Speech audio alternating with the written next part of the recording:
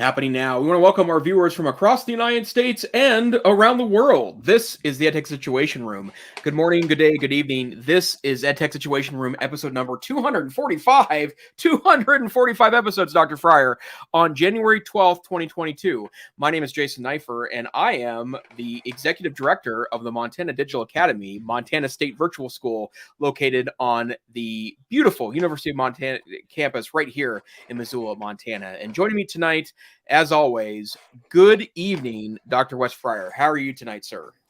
Good evening, Jason. I'm doing okay. I'm hanging in here. It's a little bit wild, with all our COVID numbers high and all kinds of exciting things happening, but we're sticking with it. And we had a couple school districts. I guess we'll wait for the banter after the introduction. I am the Technology Integration and Innovation Specialist at the Cassidy School, just down the road here in Oklahoma City. I'm joined tonight by my two golden retrievers who evidently thought that it was important to supervise Dad tonight. And we have been enjoying 60-degree weather after our lake at school actually iced over last week and it got down to 12 degrees. And yeah, it's the wonderful winter of 2021. I would think you might be a bit colder than the 60s, Jason.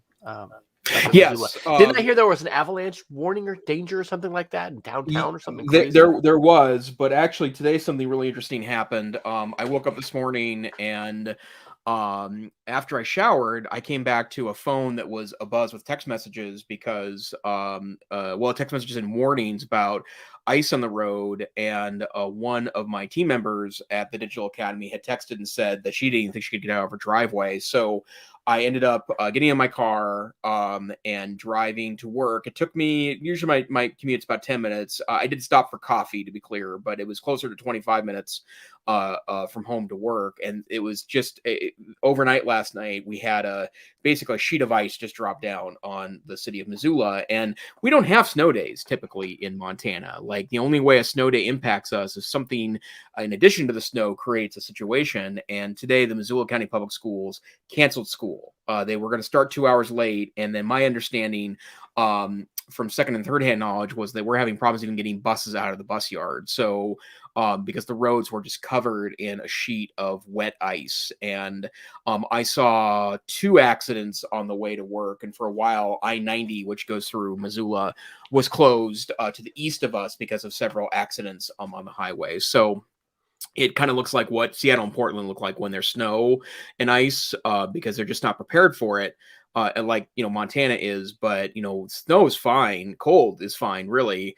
But when we have that ice and, it's hard to sand down every street in a town of our size, even despite the fact that we prepare for winter. So yeah, serious winter time here in lovely Missoula.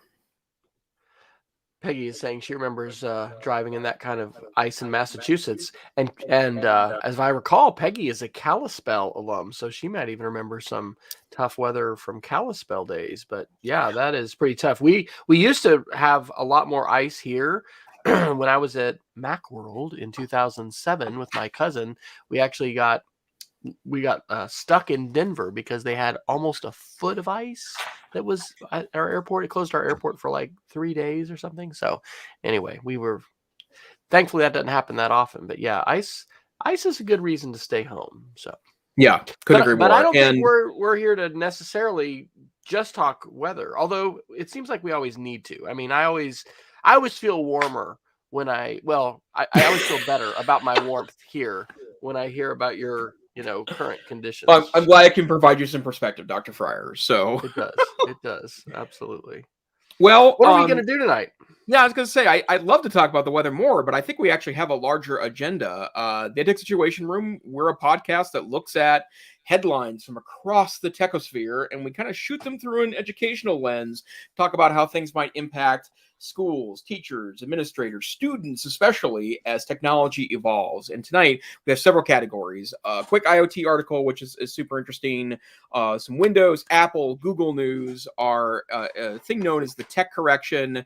We have what I'm calling security-ish tonight. Some CES updates that we didn't get to last week. some content moderation, censorship news, some scalability news, some health and wellness news, some miscellaneous news, and then we'll end tonight with our geeks of the week. Wes, I didn't realize we actually have like 2 pages of links now. Is there a particular topic you'd like to start with? I imagine some of these will end up getting booted to next week. I do, and I didn't know where to put it, and so I think I put it under. What did I put this under? Censorship, content moderation. Yeah. Oh my gosh. Okay, there's a lot here. This is a Guardian article from January 9th, and I listened to an excellent podcast from. I'd never heard of this before. Tech Won't Save Us, which is also excellent, and I think that interview is actually with the author of this article. So the author is Simon Parkin. The title of the article is "The Trouble with Roblox: The Video Game Empire Built on Child Labor," and this is incredible. First, let's recognize that Roblox, I think, depending upon your metric, but just financially, is the most profitable game company now in the world. Roblox especially grew really fast during the pandemic. I became aware of it mainly because last year, my 5th graders, especially as I was teaching not just 5th and 6th computers, but I was teaching Spanish. Kids were talking, and I was hearing them, talking about Roblox, and I'd heard about it before. But I gained a little bit more understanding about how it's kind of a game platform inside a game, because folks can, and it's designed for kids to create games. Originally, Roblox was just free. Everything was free. You didn't make money, and then they created their own currency inside Roblox, and folks started to be able to make money. This article talks about kids that started off at age 12 making like $300,000 US a year, and just incredible like amounts of money. And now what you have are teams of adults, and some of these are kids that grew up on Roblox, but teams who are creating these games. Officially, they say we're for the kids, and they don't basically provide any kind of protection or management or contracts or really anything. And this goes deeper, because the guy who wrote this article is not this kind of necessarily like a tech investigative journalist. He said it wasn't hard, to uncover this kind of thing. And what this, of course, suggests is that we might need some regulation, right? So we could probably put this under the tech correction headline. But evidently, in the history of the United Kingdom of England, either 4 or 5 times, Parliament has had to take action to ban like the company script, when like some kind of a company, think about the company store, not paying people in dollars or pounds, but in their own currency, because you have to have $1,000 worth of currency, if I was hearing the podcast about this right, in order to trade in. So a lot of kids can't. And a lot of what Roblox people make money on is not just the games, it's like the bling and the stuff that you wear. This is a place to hang out.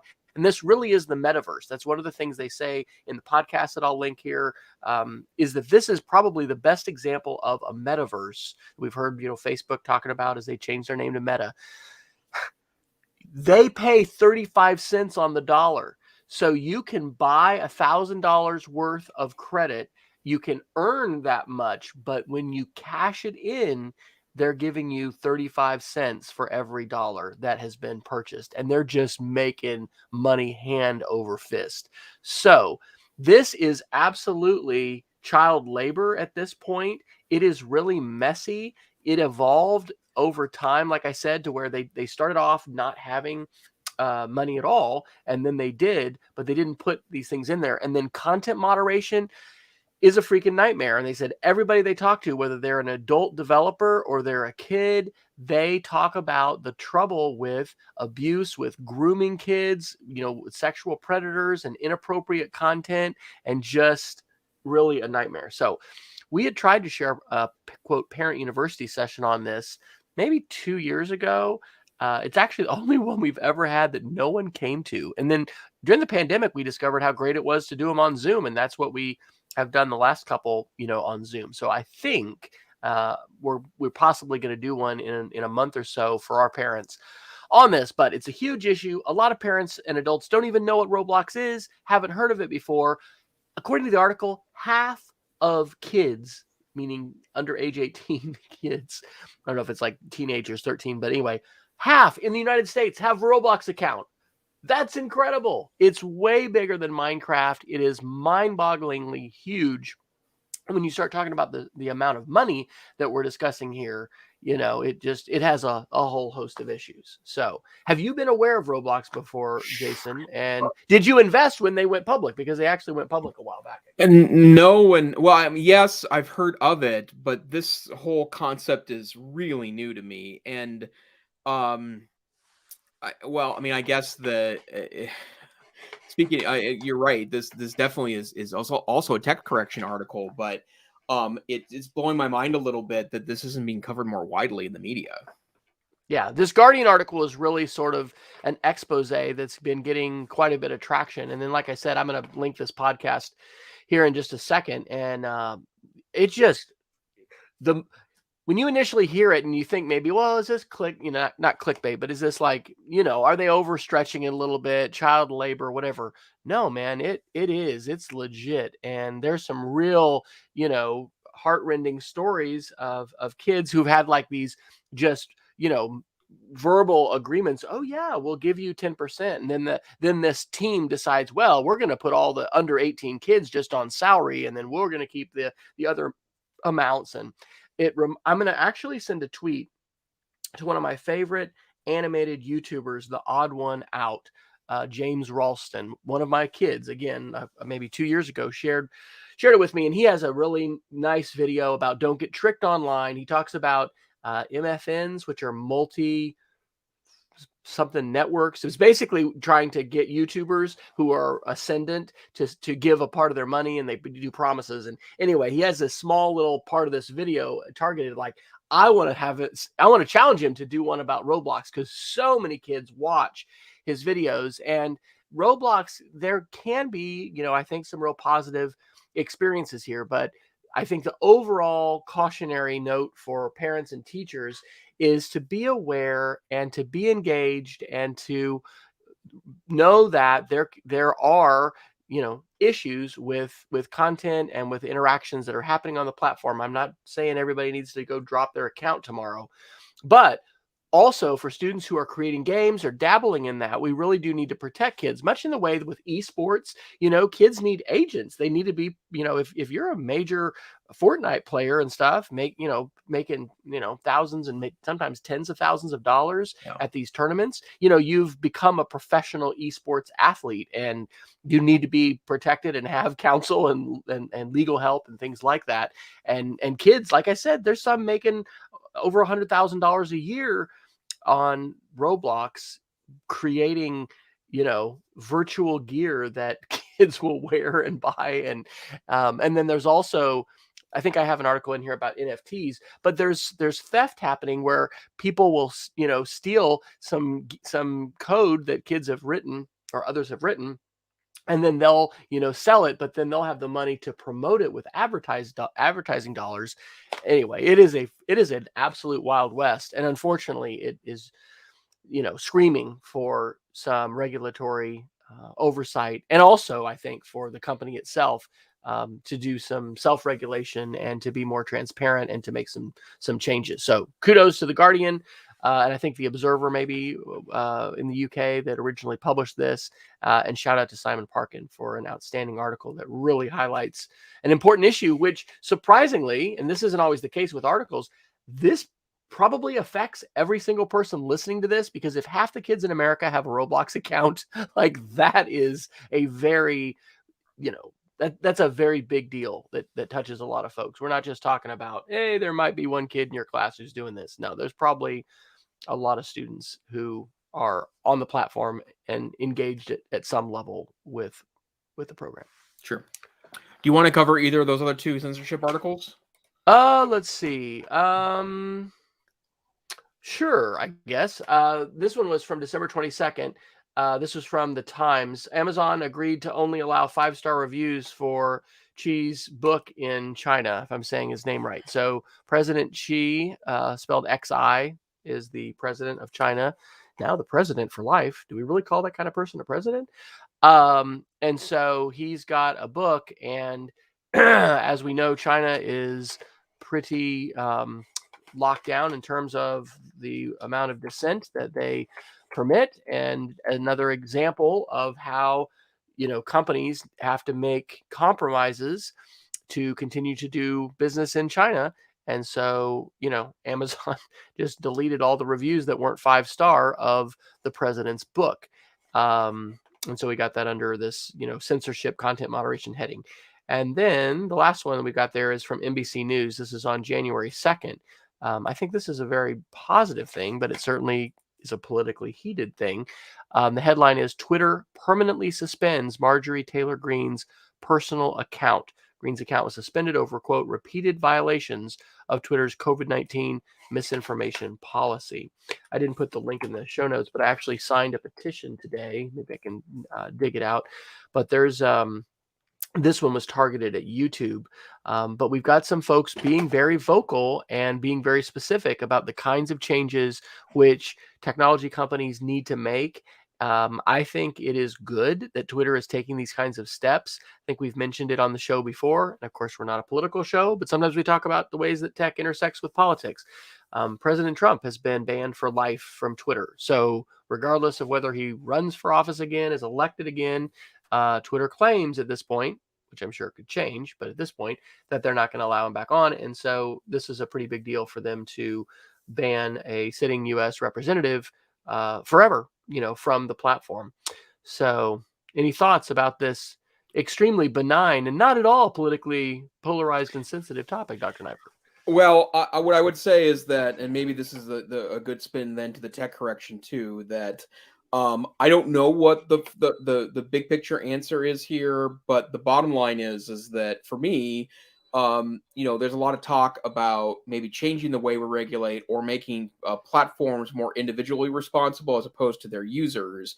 What I would say is that if we get rid of the protections for platforms and say that individuals aren't responsible, what platforms are, I think you actually will see a lot more banning and internal regulation. That part of what's allowed this to happen is that some of these platforms have become platforms for perhaps unpopular or false information is because we really don't make platforms police themselves, right? By law, the individuals are responsible, not the platforms. And this is where the debate, I think, becomes a little convoluted, because the bottom line is that, clearly what's happening right now isn't working, right? The free-for-all that exists just isn't working. And I think there's plenty of evidence of that.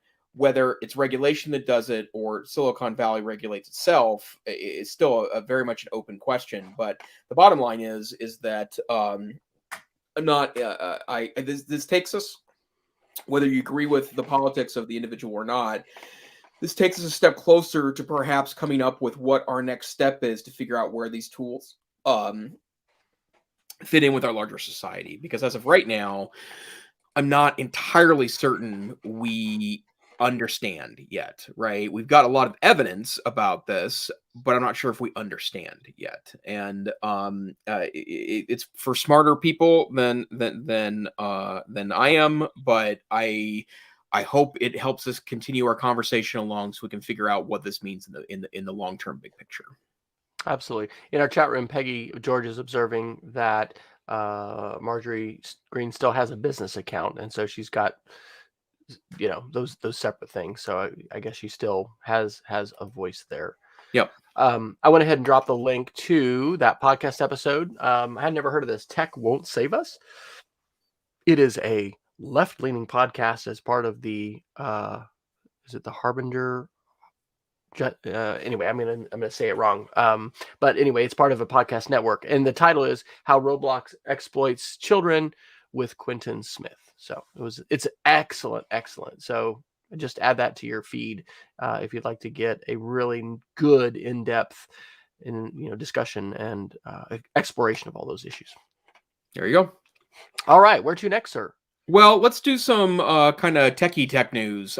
First of all, a really interesting article from, let's see, this is yesterday's Apple Insider, that Apple's filed a patent that could allow Apple glasses to adjust their lenses to match each user's prescription. And that is a fascinating concept to me, not only because how cool is it that prescription eyeglass wearers like myself, and I don't wear them very often on the podcast because um, bifocals a couple of months ago, no, like a year ago now. I don't like them yet. I can't get them figured out. So I am going to move to a pair of computer glasses. In fact, I got to try on some frames that I have on trial tonight, even. But the Apple glasses, which has been a long rumored thing that there's not really any direct confirmation for from Apple.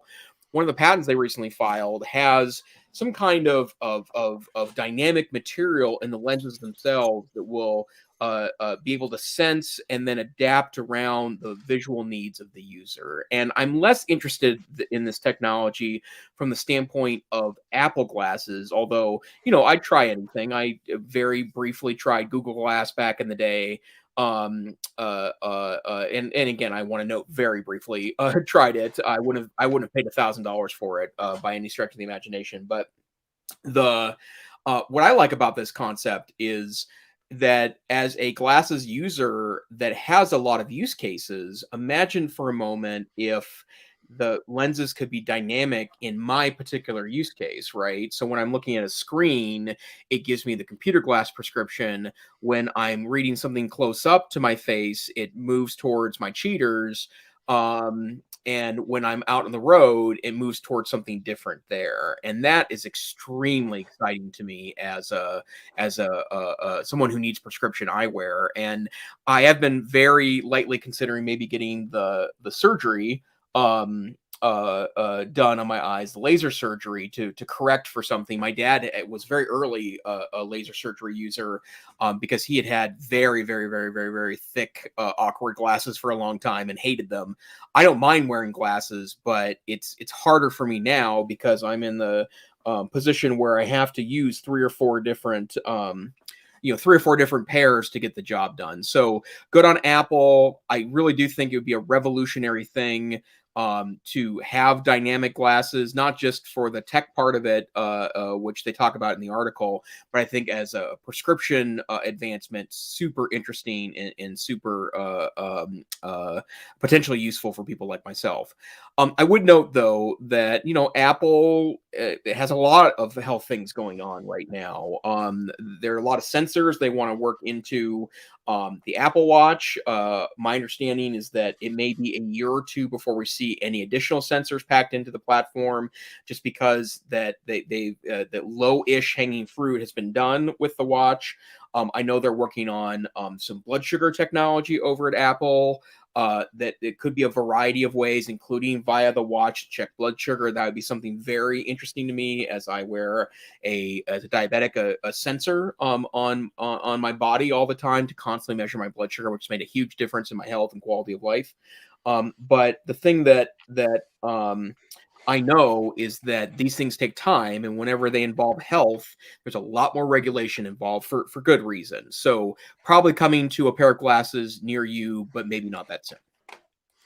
On a personal note, my Apple Watch screen broke this weekend, and I had touched it at the edge of it, and I got cut. And then later that same day, the entire, I don't know how this happens. I didn't drop it or whatever, but anyway, the whole front top just broke. It's gone. So if you didn't know, it's like $145 to get a new screen for your Apple Watch, and it turns out that I had the Gen 3 and a Gen 4 on swap is like $20 more than that. So my Gen 4 Apple Watch is going to be coming on Saturday. I'm really getting into the tracker stuff, though. I went ahead and got back into my Fitness Pal, which I had done, years ago. I think I have a geek. I don't know if I have a geek of the week about this now. But there's an app called Welltory, which is like Story, but it's Welltory.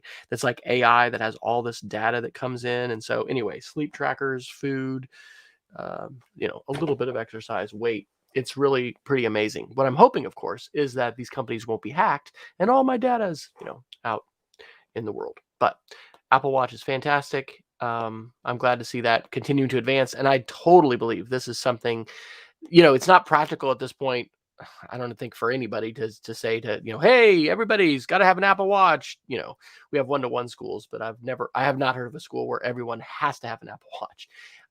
So anyway, the educational side of this in the classroom is not really there, but personally, it is just so wonderful to have more data at your fingertips and be able to make choices based upon that data and that feedback, and to strive to lead a healthier life. So yay for health and privacy.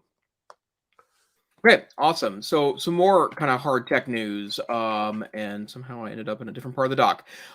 Couple of quick Windows articles. Well, first, family IT guy reporting for duty, and I'm getting an uptick in questions about Windows 11. And I will tell you, and I think I mentioned this in the podcast, that I do have Windows 11 installed on a laptop that's not technically compatible with, although I've been receiving updates on it. And my early response to it is that it's probably going to be a pretty good operating system at some point. It's pretty wonky right now, and I have another article about that in a moment. But I came across this article from something called the Tech Times, that the first 10 things you want to do after starting with your Windows 11 laptop, because a lot of people did get Windows 11 laptops in December and January. And a lot of this stuff is kind of obvious if you are otherwise a techie person, but just some things you may want to think about when you're using a new Windows 11 device. The other thing I also think is interesting, this goes out to our friends in the IT school IT world out there. Windows 11, according to Tech Radar, could soon run better on less powerful hardware. And one of my concerns about the update to Windows 11, we talked about this several times when Windows 11 was first released in beta in 2021, is that not only did it eliminate a lot of hardware because you needed a special security chip in the computer that you probably provide some advantage, but eliminated a lot of relatively recent hardware, the kind of stuff you find in schools. But also, I've read a lot of reports that Windows 11 was initially pretty sluggish on modest hardware. And that was one of the things that I loved about Windows 10, was that it felt a lot faster, a lot snappier on older machines when it was released in 2015 than I thought Windows 7 or 8 felt for me as an end user. And they're working on updates to the file manager and Windows Explorer and all the kind of functional pieces to be more responsive on modest hardware. And I would imagine that's of great interest to schools. I don't know of a single school that's moved to Windows 11. That's mostly a timing issue. I can't imagine that that IT directors would want to move, whole labs or most users to a new operating system in the middle of the school year. I do estimate that many might update next summer, since the update is free, but we'll have to keep an eye on that. Sounds good. Are you running 11 on a laptop currently? I am, yeah. I have a it's too old to technically be supported, but it runs just fine on there, and I'm doing it mostly because I expect to get, that my staff might have to deal with student support tickets with Windows 11, and it's mostly fine. And it's got a lot of the Windows 10 kind of feature sets to it. The thing I don't like about it is I think the interface looks a little cartoony for my tastes, and I like the nice, I thought very modern looking interface of Windows 10. I felt like this kind of returns back to a bit more of the more cartoony interface of Windows 7. And Windows 7 was a revelation for me as a Windows user at the time, but to be honest, I like the Windows 10 kind of overall motif better. Well, that reminds me of an article I think you put in, or maybe I just saw this in your Twitter feed. Did you do the one about the company switching to Chromebooks? Was it from PC? No, I didn't do that. Although let me, I'll throw that in there. I only kind of remember the artial. It was Okay, here I can get it. I think I just retweeted it, and good old Miguel Gulen had retweeted it. So let's see where it is. Okay, yeah, a hotel chain in Norway took their Windows PCs after a ransomware attack and converted them all to Chrome OS using CloudReady. And we've talked about CloudReady probably a dozen times on this podcast. I love it. It's one of the most amazing things that I have discovered on the internet in the last 4 or 5 years. But for those unaware, CloudReady is an implementation of Chromium OS, which is the open source version of Chrome OS. And it used to be that you could install Chromium OS, but it was a little complicated because because to be frank, you had to hack it onto a machine, and there was some interesting kind of hacky versions of that. But a company called Neverware took Chromium OS and repackaged it to be installable on I think they're up to like 250 machines, that older Windows and Mac machines. But because the Chrome OS operating system works pretty decently on relatively modest hardware, you could take a 6, 7, 8, 9-year-old laptop and put CloudReady on it, and it felt as snappy, if not more snappy, than a modern day low end Chromebook. And so this hotel chain, Nordic Choice Hotels, had a terrible ransomware attack in December, and they decided that rather than just cleaning all the machines, which they did for about 250 Windows laptops, the rest of the 3,500 machines they just wiped and put CloudReady on there. And an important note, CloudReady is now owned by Google. They were picked up and acquired by Google, and right now you can go to neverware.com and download a home version if it's not supported. There's no technical support included in that. But if you have an old Windows laptop sitting around, also works great with desktops, all-in-ones, and most major PCs in the last 10, 12 years are supported by it. It's a really great way to get a dirt cheap Chrome device. And I would also note, for the record, that I know a lot of families that had older Windows laptops at the beginning of remote learning, now nearly 2 years ago, and this was a way for them to get to take an older laptop that wasn't really working for them and install a Chrome OS like experience on there, and it was useful again. So really interesting use of that software. Excellent. Hey, and we don't do ads here on the EdTech Situation Room, but sometimes we do just take a break to ask something unrelated. And you've got the question now from the chat room. Peggy wants to know, inquiring minds want to know, Jason, why do you have all these books stacked up behind you in such an interesting little format there? Well, that's my current book stack, and I would say, like, books you're going to read. Yeah, that I don't have a good bookshelf in my office, so that's kind of where they're stuck right now. I'm looking at, in fact, I don't even know what that book is. Looking at the stack of books, probably the bottom third are read, or I've done what I want to do with the book. The middle third, I'm probably not going to read, but I'm going to keep around for now. Like, I got it thinking it was something else, and the top third is untouched. So they're part of my read. I also have a ridiculously large stack of books on my nightstand in my bedroom downstairs. So yeah, I could retire right now and spend the rest of my natural life and probably not get through the books that I've purchased and with the intent of reading. I'm just not there yet. So that's my stack. Well, in addition to that little side note, as we're a little bit past halfway through the show, we do want to let everyone know we have a Substack. I didn't say that at the beginning of the show, but you can go to edtechsr.substack.com, I think. Yes, that is it.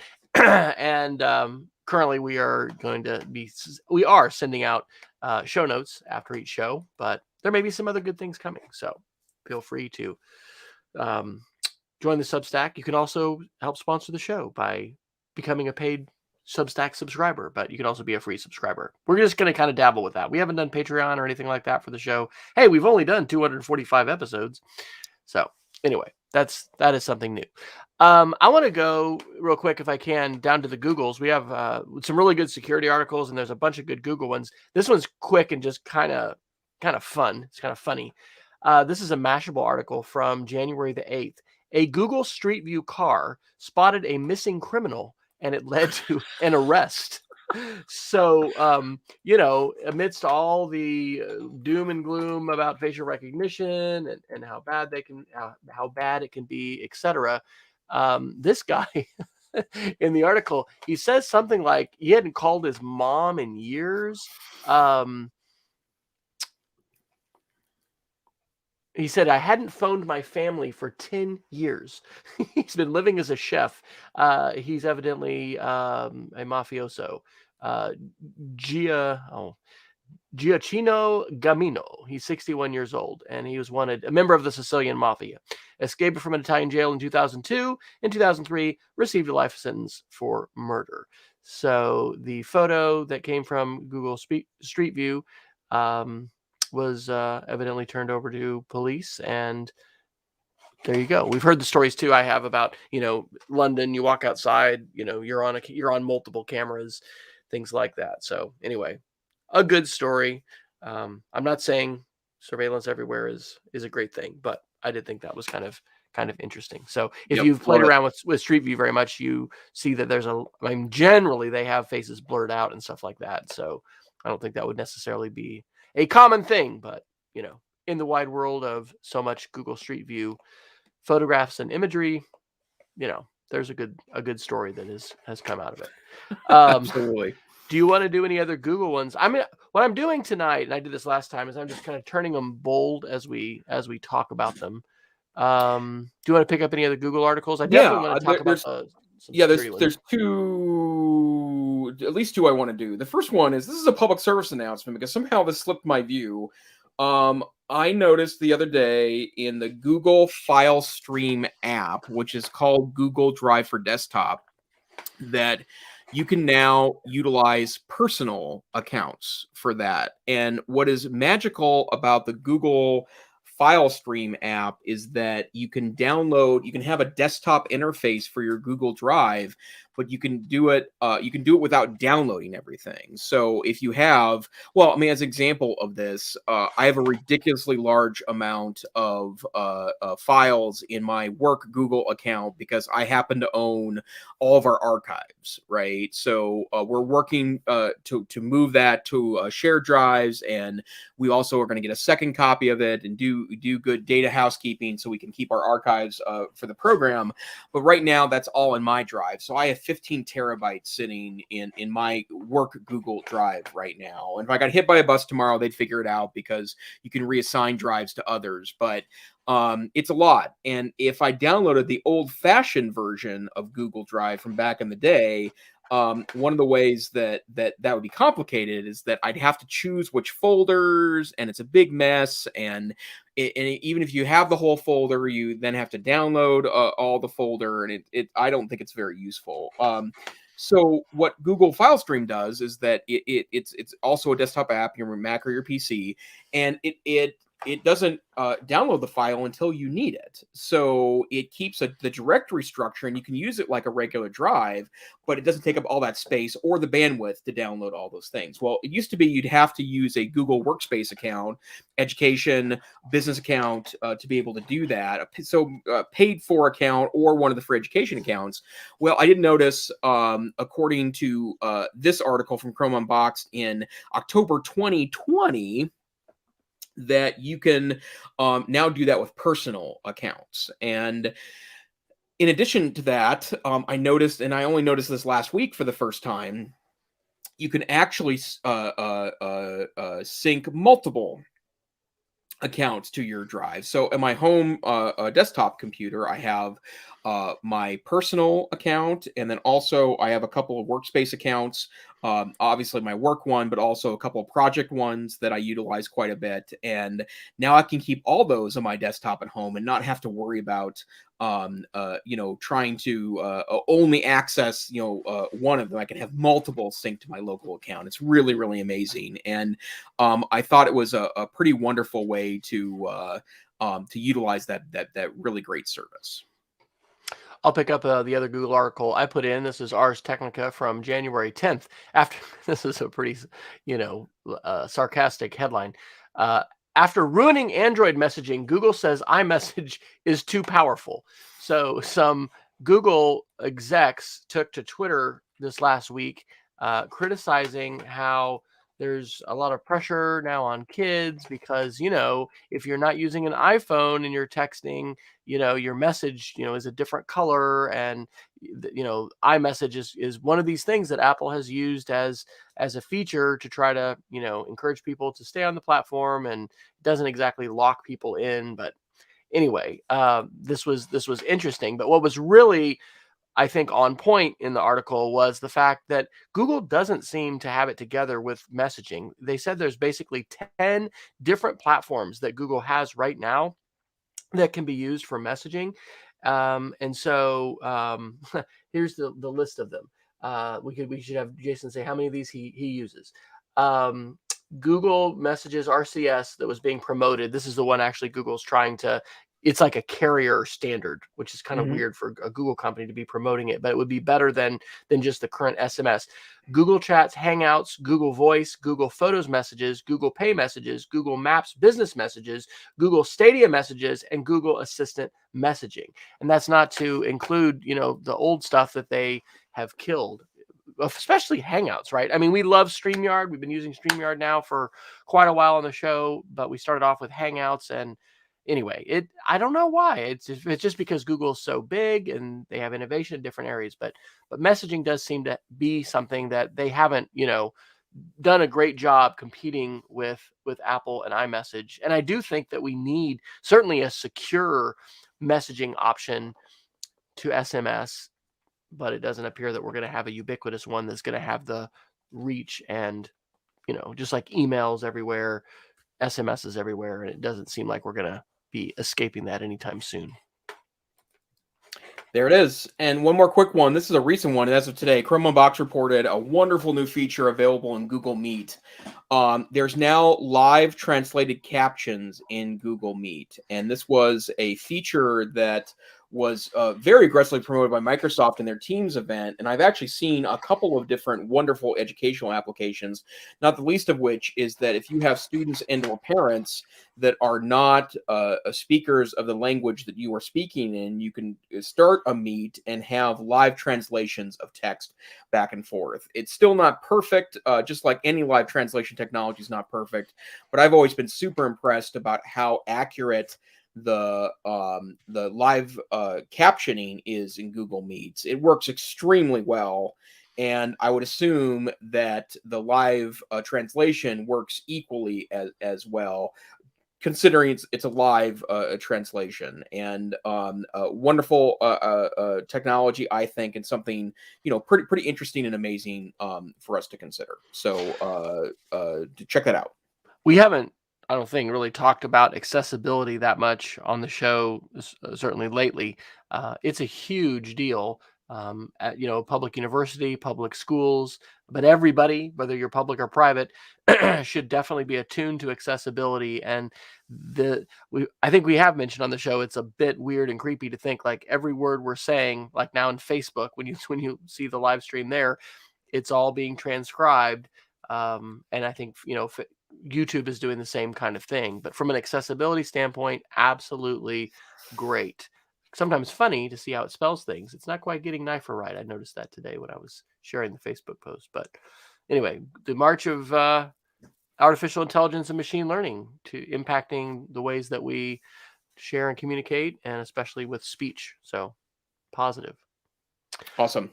An article that ties to the Google one talking about messaging is actually up in the Apple section. I think that's where I put it, or maybe I put it down in the miscellaneous. It's a T-Mobile one. It's under security, middle of security. Oh, middle of security. Look at that. 9 to 5 Mac, January 10th. T-Mobile begins blocking iPhone users from enabling iCloud private relay in the U.S. So here's an article that, is going to require a little bit of explanation and investigation. Can't just read the headline here. So there are different efforts that people are making today to try and provide for some encryption in messaging. Why is this important? Well, who's reading your mail? there's folks that want to read your mail, right? The government wants to be able to read mail whenever, and I'm saying mail as a metaphor, any kind of message, the government wants to be able to read it. But other folks are interested in doing that as well. Well, Apple has come out with iOS 15 with a new feature called the private relay feature to, quote, give an additional layer of privacy by ensuring no one can view the websites that you visit. And so T-Mobile, this is something that I guess the platforms have to permit. And so the relay, it reminds me a little bit of Tor. So the first relay is sent by an Apple server, and then it's through a third-party operator. This was announced at WWDC in June of 2021. And it says it was slated for inclusion in iOS 15. I think that means that it's here, right? Aren't we on iOS 15? We are, yeah. So the network has to, I guess, support this protocol. And so Apple, at the time of this article, had not commented on it. The author says it's worrisome to see carriers like T-Mobile interfering with system-level iOS features, and that there's not much that Apple can do. But yeah, this is Apple continuing to try and, I think, push the pedal to the gas on privacy. And it's interesting how this intersects in this case with cell phone carriers and with the kind of protocols and things like that they are turning on or turning off. So I had not actually heard of iCloud Private Relay before, and this is probably not impacting a lot of us, but it does make me think if we should be trying to encourage our colleagues or our families to message. We've got different group text messages, group text groups that we have for our family and stuff, and it's just easy to use.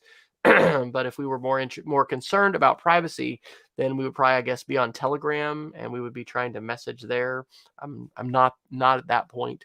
So any thoughts about this, Jason, or about just privacy and encryption for messaging? Yeah, well, I mean, I'm glad you mentioned, because there's like the sub headline of this is that headline obviously exists and it's mostly true, but it's way more nuanced when you go into the article itself about what T-Mobile is actually limiting. But I mean, I am convinced that Apple is doing the work that Google and Microsoft are not, to try to build platforms that are privacy based, and that's one of the reasons why I've moved my personal stuff back to Apple platforms. I think I'm not sure what I would use the relay for, unless I was, well, I mean, I do private browsing and VPNs for, most of my, most of my sensitive searching, although by sensitive, I just mean stuff I don't want to be marketed to over and over again.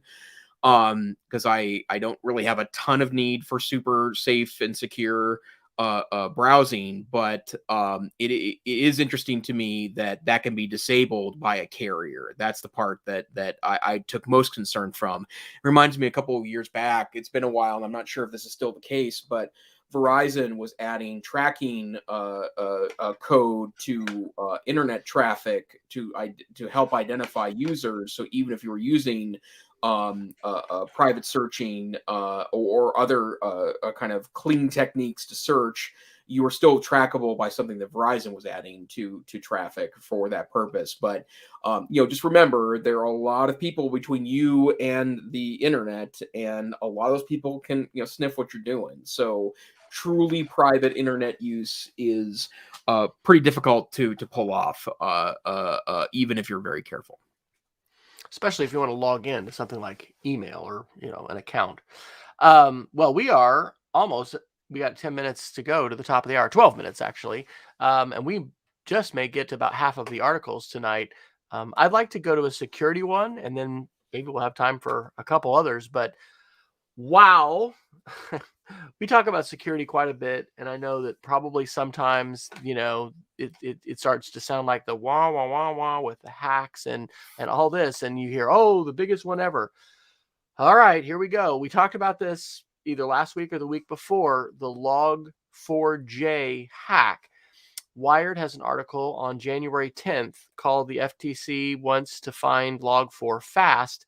It Won't Be Easy." And as we talked about recently on the show, this is a vulnerability in open source software that has to do with I think activity logging, and evidently it is freaking everywhere. I mean, in millions and millions of systems. And this article says it's not just in companies' direct systems, it's also in like third party systems that they rely on. And so this is forcing companies to say, do we wait for this third party to patch this, which we don't have direct ability to patch this in the server, or do we shut this down and re-architect how our IT infrastructure is working? It's really hard. And the FTC is really pushing to try to get this fixed, but it is a very, very complicated issue. In that article, there's a link to a CNBC article from December 16th, 2021, which actually has a video. I think the video is about maybe 15 minutes long.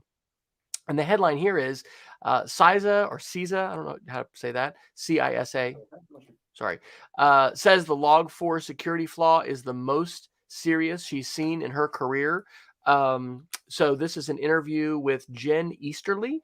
CISA or CISA, however you say it, was created, I want to say in like 2018. And she says in the video it was created for something exactly like this. And so the government is really trying to support, enterprises of all flavors as they try to patch this thing. But, she's been an IT security professional over a decade. And she says this is absolutely the worst thing that she's seen. And it's going to, impact us not just for days or weeks, but maybe months and years. It just really is going to take a long time. And I don't, didn't come on the show tonight to be, Debbie Downer here, but folks, cyber attacks, we have only scratched the surface of what we are going to see, according to my crystal ball, in the years ahead. And these kind of vulnerabilities, which can give evidently hackers, direct control access over all kinds of systems. And this can be stuff, in terms of our infrastructure, energy systems, just an unbelievably large number of systems. So this, caused a whole bunch of headaches and late nights for IT professionals when it came out. But this isn't something that's like, hey, let's do a full court press this weekend and get this thing buttoned up. No, this is something that is massive and huge. And both the article and then that video in the CNBC article from December, I highly recommend.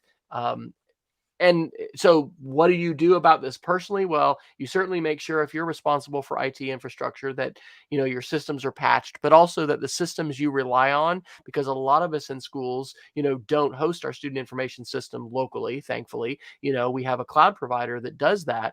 But is that cloud provider, have they taken those steps? Are they taking those steps? So having your backups, and then just trying to have, redundancy and plan in place, just like we've talked about with ransomware and other kinds of cyber attacks. What are you going to do? What are you going to do if your systems are down? You don't have access to them. That can happen through a ransomware attack. It could happen through other kinds of cyber attacks as well. This is part of life today. And so we need to, as individuals, as families, try to do the best we can to maintain backups and use good passwords and, follow those kind of safe procedures, but then also have some plans in place for what's going to happen, worst case scenario, if, we're affected by some kind of outage. And certainly businesses that are relying upon these kinds of technological systems, this is serious stuff. So hopefully the Montana Digital Academy is not completely reliant upon systems that have the Log4j security flaw. But if they were, I'm sure the director would not be wanting to talk about it right now on the show. So anyway, rest assured that how long until I can retire? What I would also say too is that in general, every size educational institution needs a security response plan, and there are good templates you can download from the internet. But do that now. Don't wait around for the attack, for the event to happen. All right. Would you like to hit another article before we Geek of the Week it? Let's see here. Oh, this is just a funny one. So President Biden wants every American to have access to COVID tests, at-home COVID tests. And let's ignore the supply chain issues for a moment. Apparently, they're going to launch a website by this weekend where people can log in and, well, actually not log in, request test. And the reason why I find this to be incredibly amusing is that I've been part of projects where poorly thought through websites couldn't handle the traffic of 25 people at a time. I can't imagine. And by the way, as of last week, I know for a fact there was no progress on bringing this site up. And you may remember that one of the kind of memes back from the initial Obamacare days was that the site was so popular you couldn't get into it, kept crashing, and they had to bring in a third party to come in and stabilize it. I'm gonna bet. I was gonna say dollars to donuts, but donuts are more than a dollar now. Maybe it's donuts to dollars. That that there's probably not going to be a stable website up in the next week or two to order COVID tests. And I do still think that there's some vast disconnects on the part of government in general about the complexities of the internet. I mean, our story several weeks back about the governor that thought that looking at his site source code with your browser was hacking a website. It's a little more complex to create that. And let's say that even a small percentage, like 30 million Americans, less than 10% of Americans decide to jump on that site this weekend to order tests. And I'm guessing the number's more.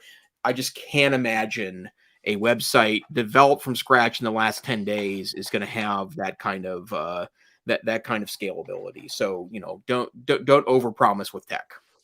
So Cloudflare and Akamai and these kinds of content delivery networks can be employed to assist with some of that. But yeah, that's going to be a pretty huge burden. Well, anything else that we want to try and hit quickly? Now there's more stuff, but we can just kind of probably carry those through. So would you like to geek of the week it? Yeah, I've got an extra geeky one to share tonight, and it Ooh. probably applies to relatively few people, but I've been working on an experiment for my in-laws. They live in a very rural area in Montana, and their hacked together internet solution has stopped working for a variety of reasons that I don't really want to discuss here. But I'm working on an alternative for them. At some point, they're probably going to be on Starlink, but not yet. They're just not quite there yet. But there's one of the things that I have done with some older routers I have sitting in my kind of old archives is that if you have a router that's 2, 3, 4, 5, 6, 7 years old, particularly if it's one of the kind of major brands like Cisco or TP-Link or Linksys. There is new software you can download that's updated that actually gives you a lot more functionality. It's called DDWRT, and it's an open source project that applies to, I think, hundreds of routers. And sometimes it's very easy to install this software on the router. Sometimes it's very hard. But 15 years ago, what I used to do with routers that I would purchase is that I would purchase the router if it was compatible with DDWRT, install it, and then you could tweak things that the vendor would usually let you tweak. Things like increasing the power of the antenna or adding in very secure things, or more security than you're used to. But if you have an older router, especially if it's not your primary router, if you're about ready to buy a new one or you think you need to buy one, if the software is old and not very secure, and you will buy one if you blitz your router, then I would suggest that maybe you can do this. But if you have a router sitting around and you like to do geeky projects, DDWRT is wonderful software you can install on your router. Do cool things like if it's got a USB port on it, plug in a USB drive and it can be shareable to your whole network. Or the thing I was working with last weekend is If you've got a tetherable cell phone via USB, which means you can plug it into the back of it, it routes it out so that you can share that connection That's with, with the awesome. router. Yeah, That is rocking awesome. it's super cool stuff. Because And usually your phone can only handle like 5 connections or exactly. something like that, and so that would And allow it's you not very to. good at it either, whereas there's actual routing software on there. So last weekend I figured out this is this has to be a 6, 7, 8, maybe even a 10-year-old home Cisco router. I took this device and I pulled the firmware off of it, and then it took me a while to get it done. And but I could plug in an Android phone into it and share the connection, and then it just acted like a regular router then, and plus kept the cell phone charged too. So I might take this actually and make it part of my travel kit so that I can plug my phone into it and create an instant hotspot. The problem with portable hotspots is that they have terrible range, they're not very secure, Oh the yeah. battery life is terrible. Excuse me, DDWRT is the name of the software. And, if you like nerdy little DIY projects, this might be for you. Okay, so if you end up playing with the DDWRT software as a result of hearing Jason's Geek of the Week, you must reach out to us and let us know, because you will, designate yourself as a 5-star geek for the EdTech Situation Room. So thankfully, we don't lose internet at school very often, but we did a few weeks ago. And I was actually putting my cell phone, which I've done that. I did this last year once too. Anyway, in the window to get better coverage. And hey, kids, don't use your computer. We're just going to watch Dr. Fryer use his because I can get on the cell phone network. But hey, if you had something like that, of course, hey, you better not, watch out for how much data cap you have or you don't have if you're going to invite a group of kids to be able to tether on your phone. All right. I have really 2, and then one of them is an example. Have you ever heard of the Milkshake app, Jason? No. Okay. So my wife is now a health coach. She's my health coach.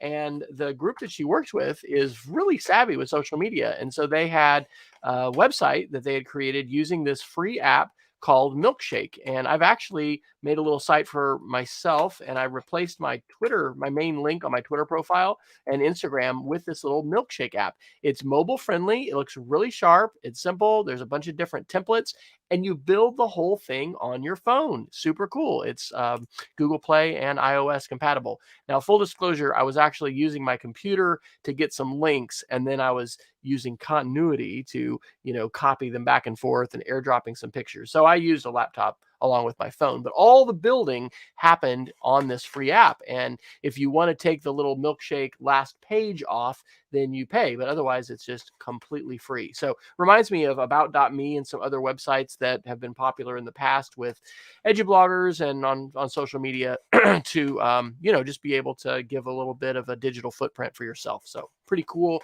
And if you have a need to make a quick website, make it mobile friendly, make it sharp, this could be something you could do for, a conference presentation or, something professionally. You could do that too. And then the last one, one of my 6th grade girls today shared this website. We've been using the Chrome app Canvas to do sketchnoting, which I really, really do like a lot. But she discovered this one, and it is called Infinite Painter, and it's for iOS and Google Play. And it really reminds me of Procreate.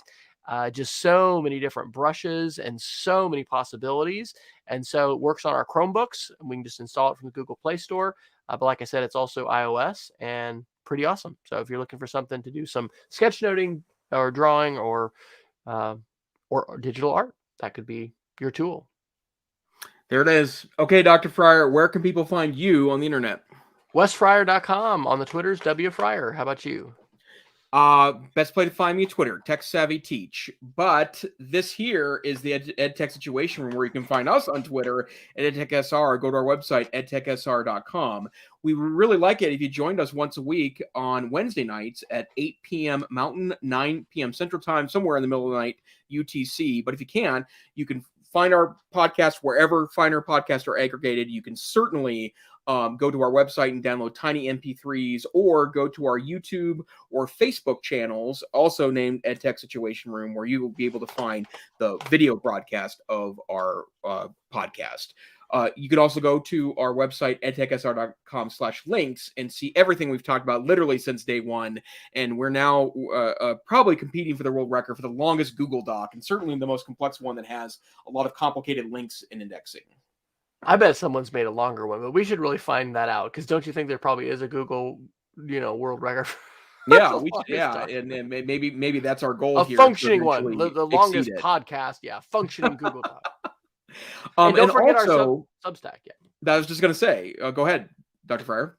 Well, we have a Substack, so go to edtechsr.substack.com, and you can subscribe to receive all of our show notes, both the ones we were able to talk about in the show, and like tonight, there's about 20 links that we didn't get to, and we'll send all those right to your inbox, hopefully mostly on Fridays, but as soon as we can after the show.